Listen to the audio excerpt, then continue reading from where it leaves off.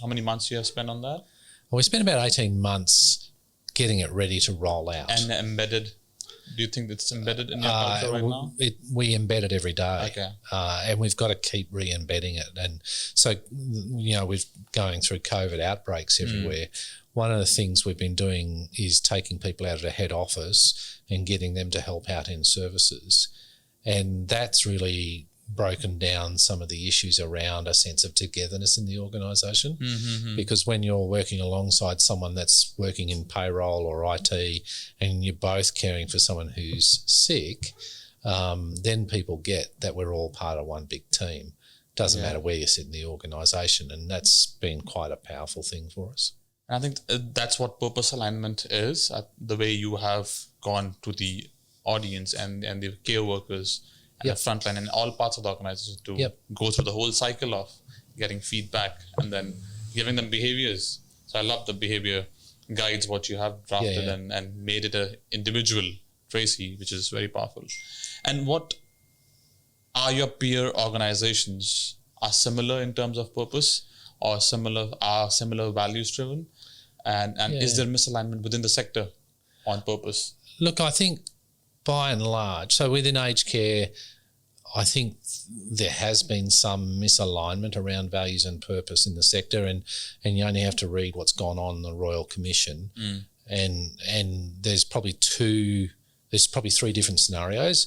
So one of them is organisations that are quite clearly aligned and very clearly values driven, and they will be either for-profit or not-for-profit. I know some really good for-profit organisations that are really well values aligned and led. Then there'll be organisations that espouse values, but they're not embedded. And so their people act in ways that are different to what they say they intend. And then we've also had organisations that clearly are not values driven or led and clearly are about making the most out of a situation where people are disadvantaged. And they're the ones that have been highlighted in the Royal Commission, and slowly I think we need to clean them out of the sector. And from a Royal Commission, as you have pointed that out, they have pulled out the third scenario of not values driven, neither values driven nor led as well. And what is the attraction for anybody who is running a not-for-profit or a for-profit within their own value systems from a chair or CEO point of view to push the organization to that angle to be? So from our point of view, so we care for really vulnerable people. My biggest defence against those people being cared for inappropriately, and our biggest defence as an organisation, is to be confident that the people that are caring for them each and every day are living out our values, that they're behaving in a way that's aligned to it.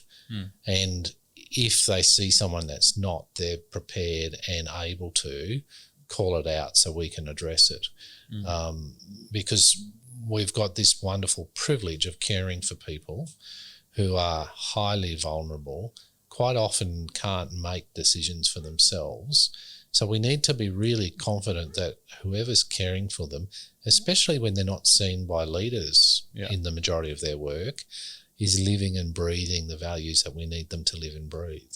So we put a lot of time and effort into that because that's one of our biggest risk management tools. That's powerful.